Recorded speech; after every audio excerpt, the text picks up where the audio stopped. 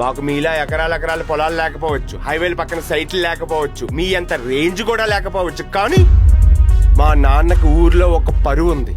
ఆయన నాకు ఇచ్చిన క్యారెక్టర్ ఉంది, కష్టపడే తత్వం ఉంది, డబ్బులు సంపాదించే దమ్ము ఉంది, తాతల ఆస్తుల మీద కాకుండా సొంతంగా ఎదిగే తెలివి ఉంది. ఏంట్రా కాల్ దెబ్బతున్నావు? బయటికి దొబ్బే.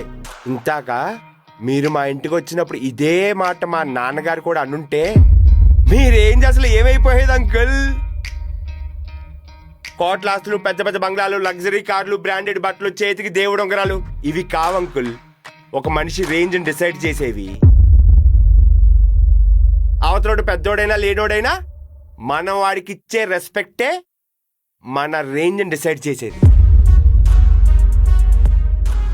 మీ కళ్ళ ముందు ఏం మాట్లాడుకుంటారో అది మీ రేంజ్ కాదంకుల్. మీరు లేనప్పుడు కూడా మీ గురించి ఏం మాట్లాడుకుంటున్నారో అది మీ రేంజ్. ఎంతకేదో అన్నారండి అంకుల్ మా నాన్నే, నువ్వెంత నీ బతుకెంతనా? ఒక సాధారణ లారీ డ్రైవర్గా మొదలుపెట్టి ఈరోజు సాయి చందన లారీ సర్వీస్ పెట్టి ఎండీగా, 16 బళ్ళకి ఓనర్గా, 30 మందికి జీతాలిస్తూ నమ్ముకున్న వాళ్ళకి భరోసానిస్తున్నాడు చూసారా, అది సార్ మా నాన్న రేంజ్.